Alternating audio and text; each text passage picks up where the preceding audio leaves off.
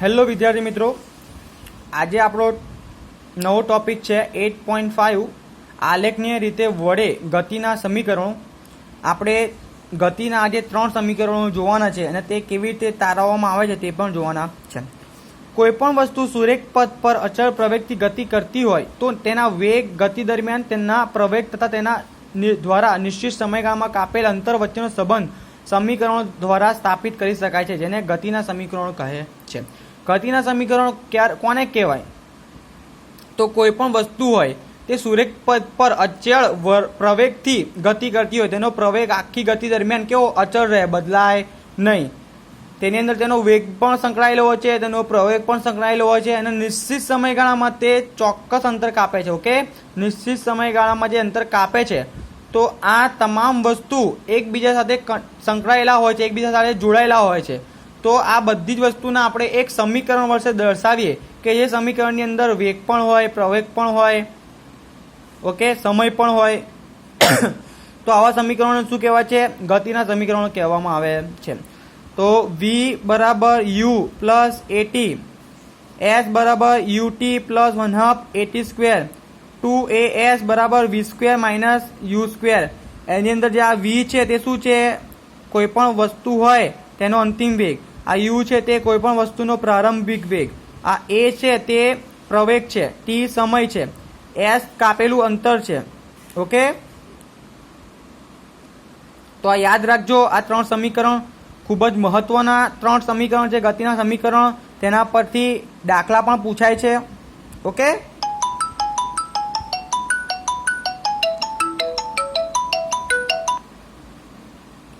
તો તમારે યાદ રાખવાના છે આ 3 સમીકરણો.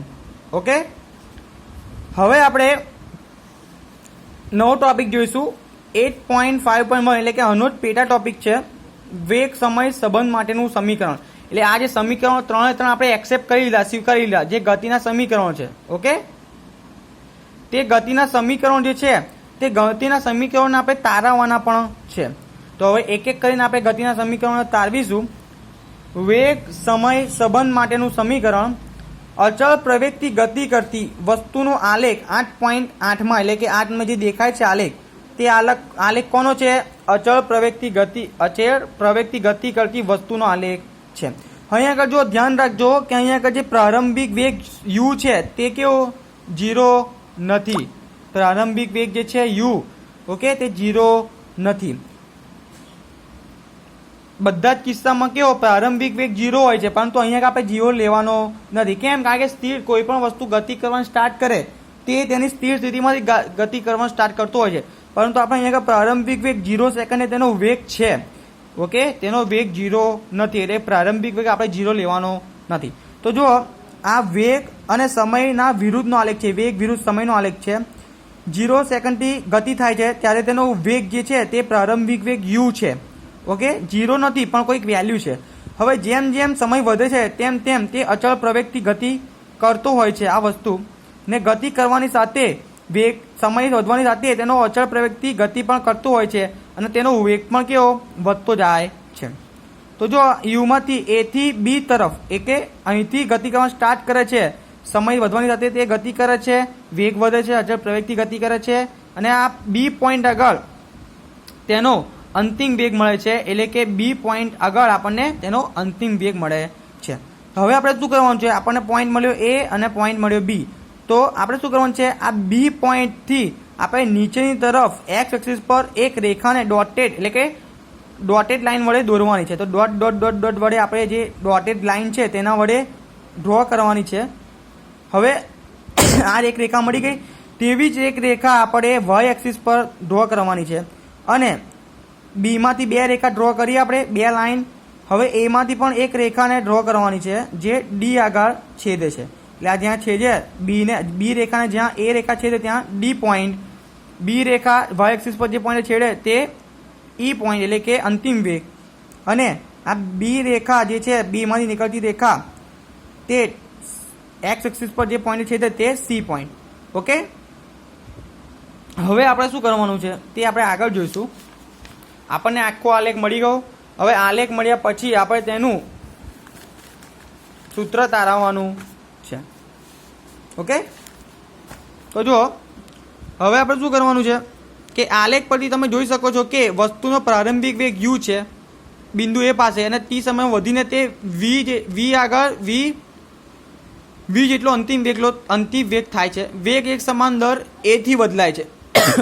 વેગ કેવો એક સમાન દરથી બદલાય છે, એટલે કે વેગ તો ચેન્જ થાય છે, વેગ તો બદલાય છે, પણ તેનો દર કેવો છે? સમાન છે.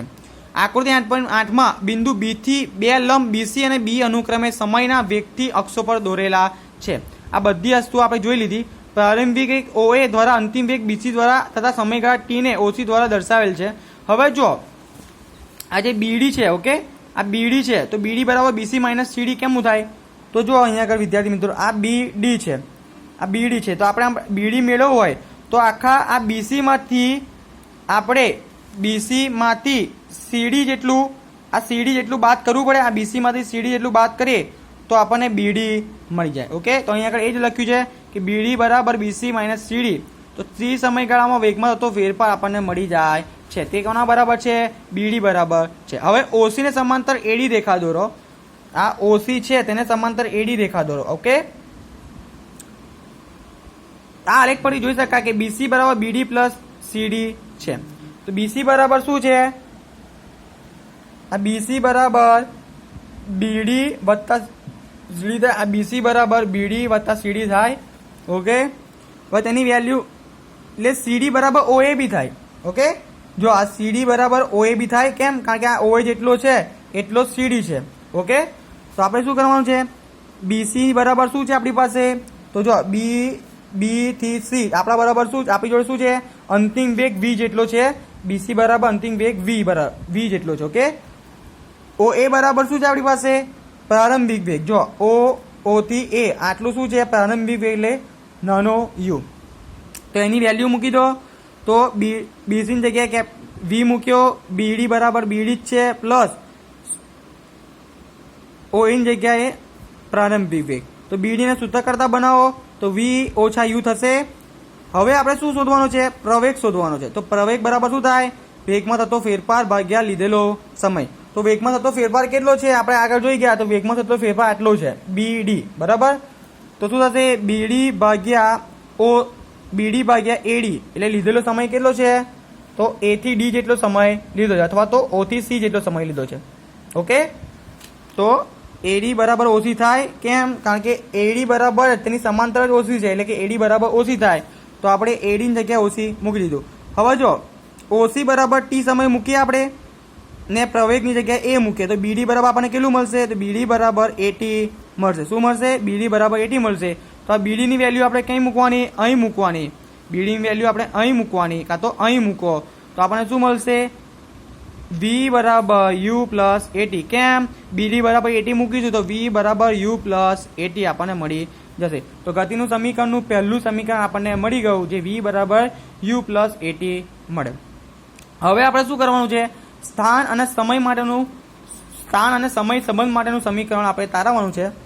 ધારો કે વસ્તુ A જેટલા અચળ પ્રવેગથી T સમયમાં h જેટલું અંતર કાપે છે. વસ્તુ અચળ પ્રવેગથી ગતિ કરે છે અને T સમયમાં h જેટલું અંતર કાપે છે. ઓકે, તો આકૃતિ 8.8માં વસ્તુ દ્વારા કપાયેલ અંતર વેગ સમયના આલેખમાં AB નીચે ઘેરાયેલ ભાગ OA ABC ના ક્ષેત્રફળ દ્વારા પ્રાપ્ત થાય છે. તો વસ્તુ દ્વારા કપાયેલું અંતર શોધવું હોય તો જો આપણને કેમનું મળશે? વસ્તુ દ્વારા કપાયેલું જેટલું અંતર તો OABC, આ જે અહીંથી આટલું જે ક્ષેત્રફળ છે તે શું આવશે? કાપેલું અંતર આવશે. ઓકે, તો અહીં આગળ OABC માં બે વસ્તુ છે, એક ત્રિકોણ છે અને એક સમલંબ છે.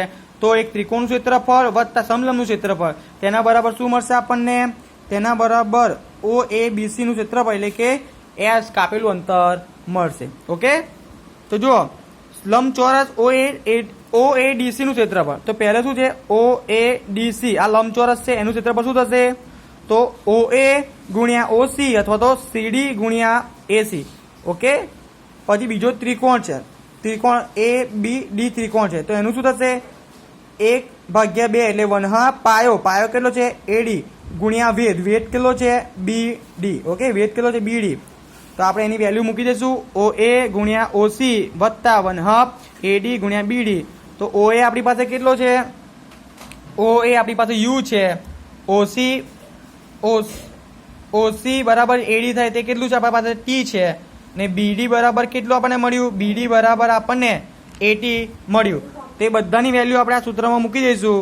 તો એસ બરાબર ઓ એ એટલે યુ મૂકીશું, ઓસી અથવા તો એડી બરાબર ટી મૂકીશું, વત્તા 1/2 એડી બરાબર શું મળ્યું, એડી અને ઓસી બરાબર ટી જ છે એટલે ટી મૂકીશું, ગુણ્યા બીડી, બીડી બરાબર આપણે આગળ તારવ્યું એટલે 80 મળ્યું. તો એસ બરાબર યુટી પ્લસ 1/2 80 સ્ક્વેર. ઓકે, આ ગતિના સમીકરણનું બીજું સૂત્ર આપણને મળી ગયું. હવે સ્થાન વેગ સમય માટેનું સમીકરણ આપણે તારવીશું. સ્થાન વેગ સમય માટેનું સમીકરણમાં આકૃતિ તેની તે જ આકૃતિની વાત કરવાની છે. આકૃતિ 8.8માં દર્શાવેલ વેગ સમયના આલેખ પરથી અચળ પ્રવેગ એ દ્વારા ટી સમયમાં વસ્તુ દ્વારા કપાયેલ અંતર એસ આલેખ નીચેના સમલંબ ચતુષ્કોણ ઓ એ બી સી દ્વારા ઘેરાયેલ ભાગના ક્ષેત્રફળ દ્વારા મળે છે. એટલે કે અહીં પણ એસ બરાબર કાપેલ અંતર એટલે કે સમલંબ ઓ એ બી સી. ઓકે, ઓ એ બી સી તો શું થશે, તેનું ક્ષેત્રફળ ઓ એ પ્લસ બીસી ગુણ્યા ઓસી બાય 2 થશે. આગળ જોઈ ગયા તે પ્રમાણે તો ઓ એ ની વેલ્યુ મૂકો આપણે કેટલી છે, ઓ એ ની વેલ્યુ યુ છે, બીસી ની વેલ્યુ કેટલી છે, બીસી ની વેલ્યુ વી છે, ઓસી ની વેલ્યુ કેટલી છે, ટી છે, ઓસી ની વેલ્યુ ટી છે. તો આ વેલ્યુ એની મૂકી દો તો એસ બરાબર U plus V into T by 2 મળશે.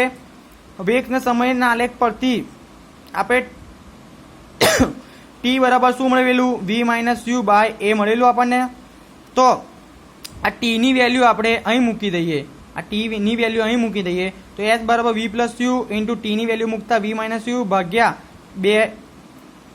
ઓકે, તો શું થશે, આ 2a આમ બધું છે, 2as બરાબર વી સ્ક્વેર માઇનસ યુ સ્ક્વેર આપણને મળી જશે, જે ગતિના સમીકરણનું ત્રીજું સૂત્ર છે. તો વિદ્યાર્થી મિત્રો, આપણે ગતિના સમીકરણના 3 સૂત્ર મેળવ્યા. એક v બરાબર u પ્લસ 80, બીજું s બરાબર ut પ્લસ 1/2 80 સ્ક્વેર, અને ત્રીજું 2as બરાબર v square minus u square, જેમાં a પ્રવેગ છે, s સમય છે, v અંતિમ વેગ છે અને u પ્રારંભિક વેગ છે. તો વિદ્યાર્થી મિત્રો, હવે આપણે શું જોવાનું છે, હવે આપણા ચેપ્ટરની છેલ્લી થિયરી નિયમિત વર્તુળમય ગતિ જોવાનું છે. તો નિયમિત વર્તુળમય ગતિમાં આપણે લંબચોરસ ગતિપથ પર ગતિ જોવાનું છે, ષટકોણ પર, અષ્ટકોણ પર ને વર્તુળાકાર પર. ખૂબ જ ઇઝી ટોપિક છે. જ્યારે કોઈ વસ્તુના વેગમાં ફેરફાર થાય ત્યારે આપણે એમ કહીએ છીએ કે તે વસ્તુ પ્રવેગી ગતિ કરી રહી છે. ઓકે, તો કોઈ પણ વસ્તુ ગતિ કરતી હોય ત્યારે તેના વેગમાં ફેરફાર થાય તો આપણે એવું કહી શકીએ કે તેનો પ્રવેગ બદલાય છે, તેનો પ્રવેગિક ગતિ કરી છે. ઓકે, વેગમાં થતો ફેરફાર વેગના મૂલ્યમાં કે દિશામાં કે બંનેમાં થતા ફેરફારને કારણે હોઈ શકે. ઓકે, તો આપણે આગળ શીખી ગયા કે વેગમાં થતો ફેરફાર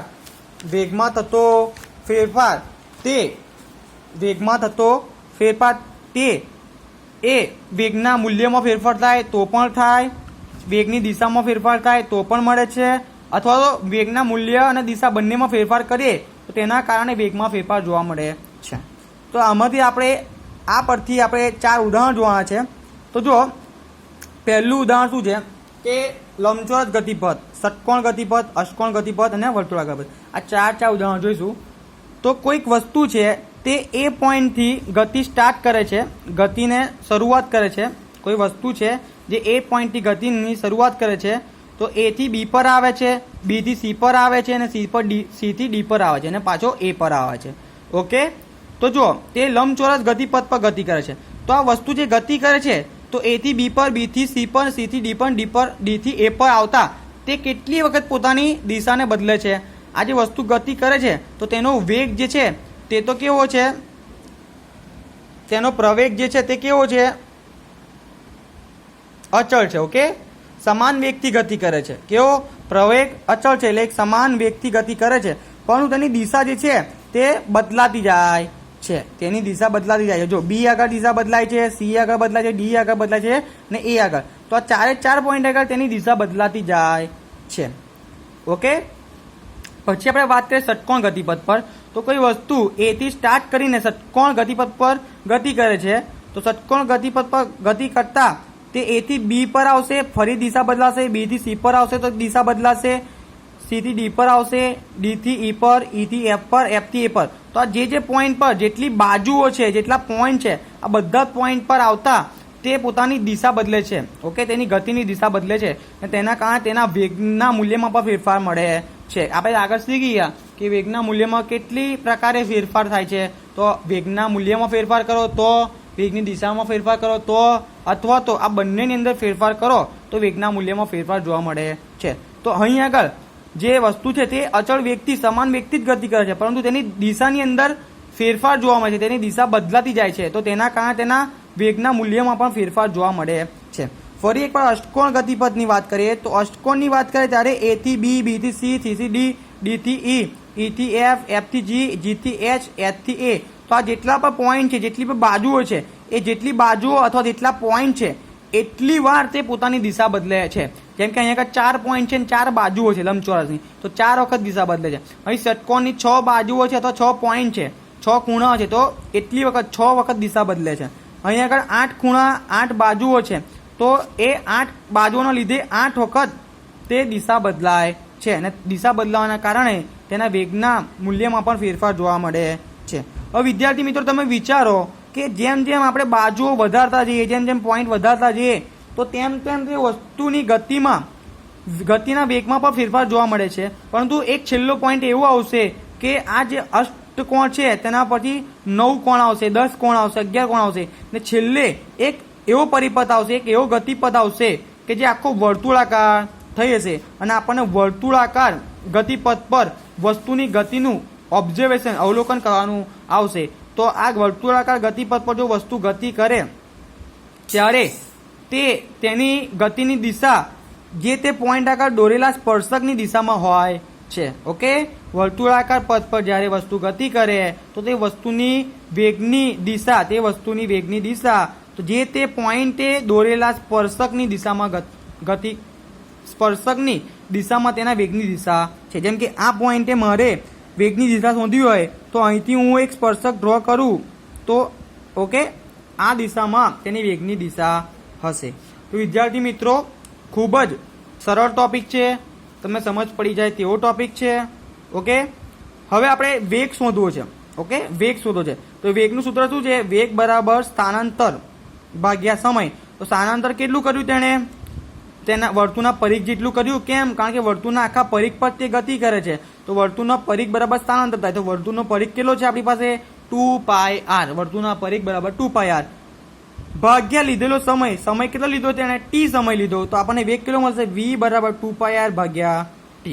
તો વિદ્યાર્થી મિત્રો ખૂબ જ સરળ થિયરી હતી. હવે આપણે એક પ્રવૃત્તિ જોઈ લઈએ. તમારે એક દોરી લેવાની છે, દોરીના છેડા પર ટુકડો બાંધી અને તમારે હાથમાં પકડી અને ફૂલ સ્પીડે, ફૂલ ઝડપથી વર્તુળાકાર પથ પર ગતિ કરાવવાની છે. તો તમે વર્તુળાકાર પથ પર ગતિ કરાવશો તો આ જે પથ્થર, દોરીના છેડે બાંધેલા પથ્થરના વેગની દિશા જે છે તે તેના જે તે પોઈન્ટે દોરેલા સ્પર્શકની દિશામાં જોવા મળે છે. ઓકે, અને જ્યાં જે પોઈન્ટથી તે પથ્થર છૂટશે, આપણે દોરી છોડીશું જે પોઈન્ટથી, તે દિશા તે પોઈન્ટે દોરેલા સ્પર્શકની દિશામાં તે પથ્થર જશે. ઓકે, તો વિદ્યાર્થી મિત્રો આ જે આખો ટોપિક છે તે તમને મેં વાંચ્યા વગર સમજાવી દીધો છે. જે મેં સમજાવ્યું છે તે જ વસ્તુ અંદર લખેલું છે. ઓકે, જો તમે ધ્યાનપૂર્વક જોશો તો તમને દેખાશે કે પથ્થરને મુક્ત કરવાથી વર્તુળાકાર પથ પરના તે બિંદુ પાસેના સ્પર્શકની દિશામાં સુરેખ પથ પર ગતિ કરે છે. કારણ કે જ્યારે પથ્થરને છોડવામાં આવે ત્યારે તે ક્ષણે તે દિશામાં ગતિ કરતો હોય તે જ દિશામાં ગતિ ચાલુ રાખશે. આ દર્શાવે છે કે જ્યારે પથ્થરને વર્તુળ ગતિ કરવામાં આવે ત્યારે દરેક બિંદુ પાસે તેની ગતિ દિશા બદલાય છે.